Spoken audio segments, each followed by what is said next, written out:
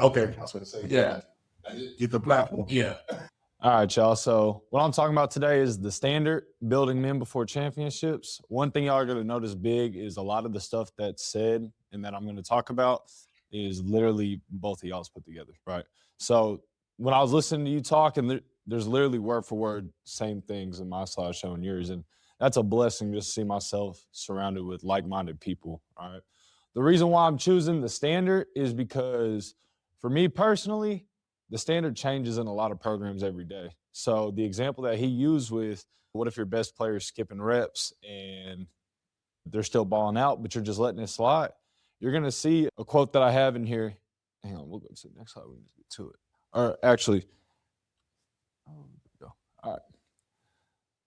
So the mission of coaching, our mission as coaches are to develop young men who will be successful in life, all right? We don't care about football, X's and O's and ball games, right?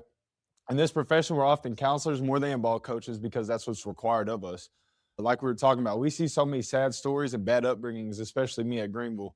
It's a sad statistic, but out of my 20-something D linemen on varsity and JV, only 2 have dads, right?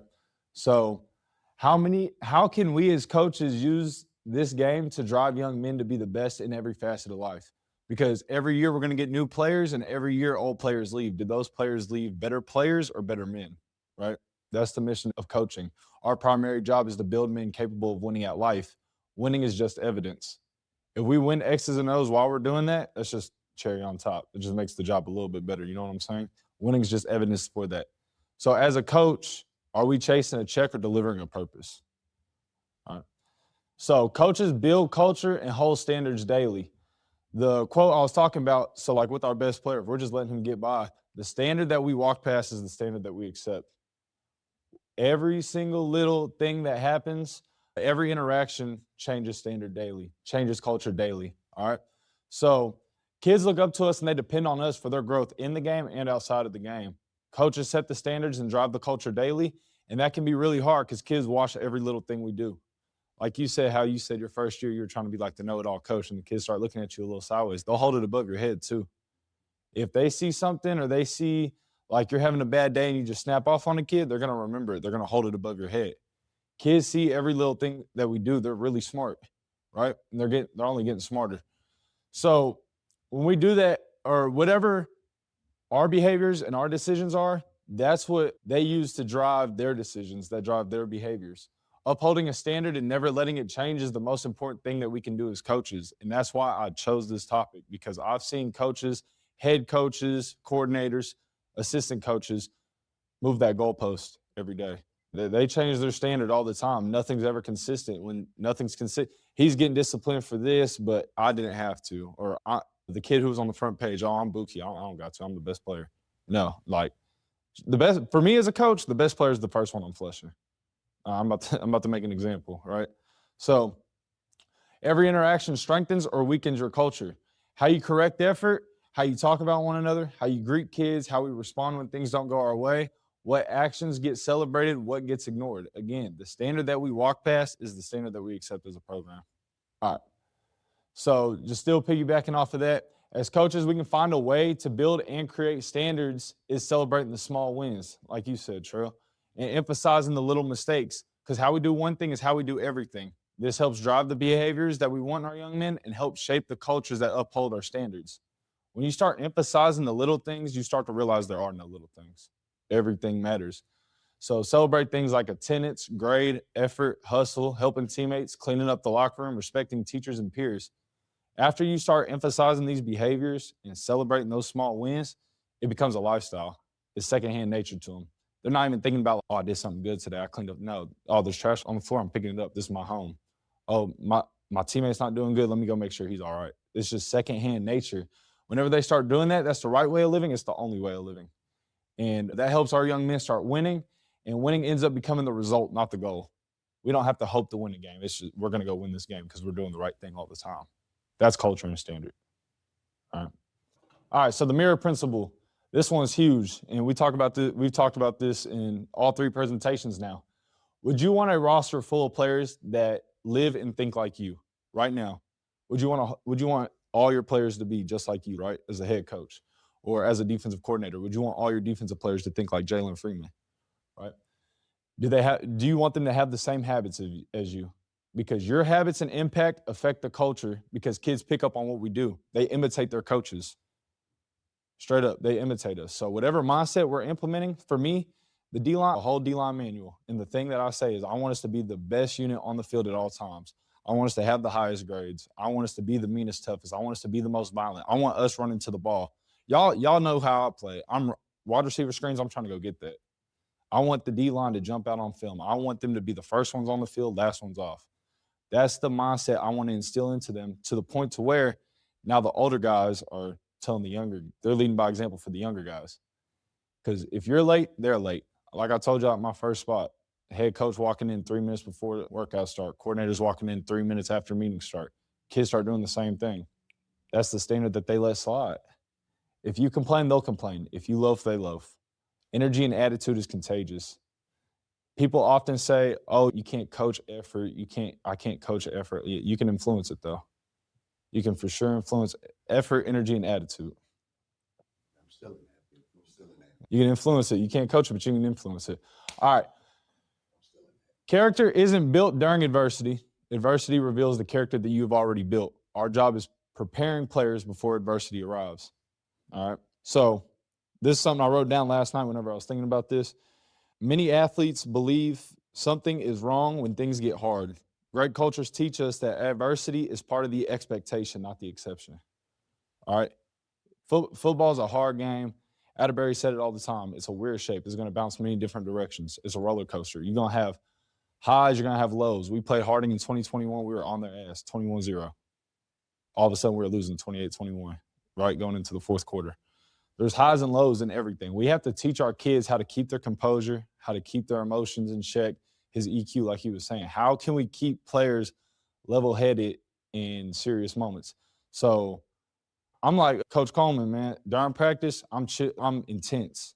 Practice, I'm yelling, I'm intense, I'm hype, I'm on the field celebrating, I'm getting onto them. Game time, I have nothing left to say. We just spent 5 days. We went through game plan, we went through practice. You're going to go through hard stuff, but it's up to you and your teammates to pull each other together. That's how you instill your culture through adversity. All right, so there's 4 pillars, right? These drive standards and create leaders. We want to instill these 4 pillars into all of our men, and this is how we can create leaders for a program. So discipline, doing what's required without being reminded or told, all right? That kid's doing the right thing. You don't have to go tell the kid, clean up the locker room. His locker's already clean. You don't have to punish him after practice for a dirty locker. You don't have to remind them grades. You're barely passing. Are you going to be eligible? Stuff like that. They're doing what's right all the time. Accountability, holding yourselves and others to the standard without somebody telling you and accepting criticism. All right. When I was younger, when I was a player in high school, I used to hate it when people held me accountable. Because to me, I'm not doing nothing wrong. Like, I'm not trying to do anything wrong. I didn't know how to accept it. When I got to college and I seen holding each other accountable was normal and it was the cool thing to do, I fell in love with the word accountability and what all comes with it. Because accountability means nothing but helping one another. You're trying to push everybody to be their best. All right. Toughness. Toughness isn't a physical aspect, not only just a physical aspect, but it's being coachable, handling criticism, responding to failure, and finding a way. Finding a way is competing. How can we teach our kids how to compete? How can your culture force kids to compete in tough moments? How can you force them to compete in practice, not take reps off, compete in the classroom, compete in the community, compete at home, be the best brother, best son, whatever it may be, right? How can you find a way to be your best and compete? And then service, this is my favorite one, all right? So for those of you who don't know, the reason why I started coaching is because of the way that Jesus Christ lived. I'm very Christian-driven, and Jesus Christ is the biggest servant of all, right? So me being a coach, I get to serve the young men daily. I get to serve my coworkers. I get to serve the community. I just get to be a servant, help others in any way possible because the purpose is way bigger than me. The purpose is way bigger than myself. It's way bigger than y'all. You know what I'm saying? You're trying to restore a great community in Idabel, Oklahoma, right? So how can you be the best servant to help pull the community back together? You know what I'm saying? Same thing for Kaufman, Idabel, things like that. That's how I go about it, is service. That's what the next slide is too. So service. Leadership isn't a title or position. right? So something to remember as coaches is that there's not a designated leader or captain. Leadership isn't a position, it's an influence. Some freshmen lead, some seniors don't. Some assistants lead and some head coaches don't. But leadership always begins with service. All right? Man, yeah. So you said what? So back to it. Just a quick little message I like to tie to with leadership and service, right? So I'm not just gonna wake up one day and be like, J-Rock, you're a leader, right? J-Rock's a leader by the way he works every day, the way he attacks things, how he's always doing the right grade. Freshman started on varsity. He's a stand-up guy in the community. Teachers love him. But yeah, so for him, he's not running away from leadership. So in the Bible, God told Moses, I need you to go lead the Israelites to freedom, right? And Moses was telling him, I don't want to. He was trying to run away from it. I'm not ready for this. I don't want to. We often see that. How can we put our players into a position? How can we show them the 4 pillars to force them to take over that role? Because you can't tell them you're a leader. You're going to lead no matter what. Because often kids will run away from it. How can we get them comfortable enough to just do it, just take over, make it natural, right? Leadership has to be natural. It can't be forced. All right. But my definition of leadership is influencing people to become who they're capable of becoming. That's the scary word, potential, right? How can we throw potential out the window? How can we force people to become what they're capable of becoming? I tell my guys every day that the best teammates and leaders make everybody else around them better, right? They force people to meet a standard. They force that for themselves and the programs. Leaders make peers better. How can you make everybody else around you better? That's true leadership to me. All right. So in a program, we got 3 types of players. All right. Everybody usually starts off as like type 1. And to me, this goes back to Coach Fear's 10-80-10 rule. Do y'all remember that? Yeah. So 10-80-10, we got the elite, we got the average, and then we got the guys who are below average. How can we shorten that 80 to meet the top 10, and how can we eliminate the bottom 10? So type 1, we got players that need to thrive off motivation. Motivation's not there every day. You're not going to wake up and feel it. Like me, myself, there's days where I do not want to go to the gym. We just went 0-10. How am I about to get myself into the gym after losing our 8th varsity game? I'm trying to figure this stuff out. To me, it's a discipline thing, right?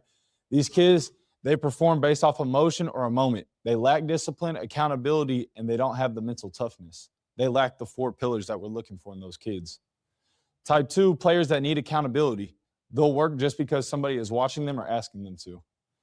They'll work because their teammates are there. Their teammates are, oh, you're being lazy. Coaches in their ear, oh, you're being lazy. Okay, I guess I'll get up and do it. Well, everybody needs is type 3 players. These are players that thrive off purpose, right? They have discipline. These are the types of players that become captains, leaders, husbands, fathers, CEOs, and coaches.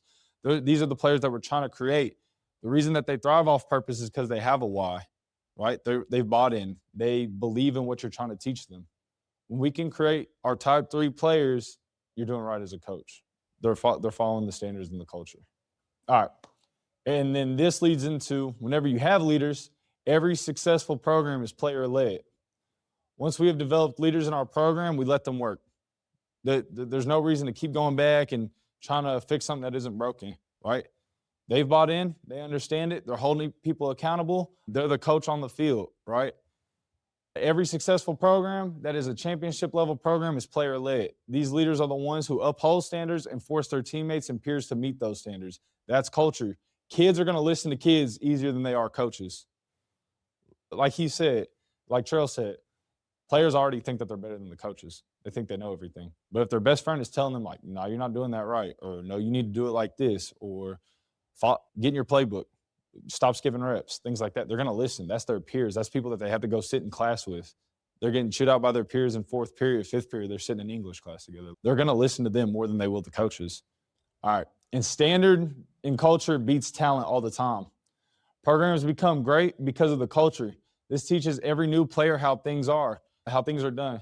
People change, the expectations don't. We get new players every year, we lose players. But the culture that we instill will always stay the same, right?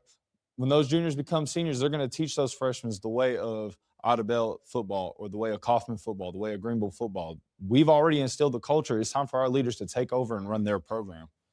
Talent might get you recruited. Standards will keep you on the field. Talent might win you a game or two. Culture wins seasons. Talent fills highlight reels. Standards build legacies. At the end of the day, talent is a gift, but culture is a choice. Every single day, every rep, every single interaction, you're either building a culture that raises everyone's ceiling or one that wastes everybody's talents. I don't think there's no more that has to be said right there. But all right, legacy test. This is a big one. So imagine it's 10 years from now, you get a call from a former player. Coach, I'm getting married. Coach, I started my coaching career because of you. Or, Coach, my son started playing football this season, XYZ on that. Can you write me a letter of recommendation? For me, whenever I went to Greenville, I had 4 of my former coaches write me letters of recommendations, right? What would make you more proud? Hearing these statements and getting these phone calls as a coach, or just winning a district championship and not winning from those kids ever again? You look like one hell of a coach. You got a winning resume, but how many lives did you impact, right? This week, what I challenge y'all whenever y'all go back, because we're starting fall camp, right? Install a good habit. Don't just coach effort, coach integrity. Don't coach discipline, model it for the kids going into the season, right? That's my challenge to y'all. Closing remarks. Players aren't going to remember every game. They won't remember every practice. They won't remember every speech. They'll remember how you treated them. They'll remember what you demanded from them. And they will remember when you believed in them before they could believe in themselves. Scoreboards measure wins, lives measure impacts. And that's why standard and culture is the big one for me in coaching.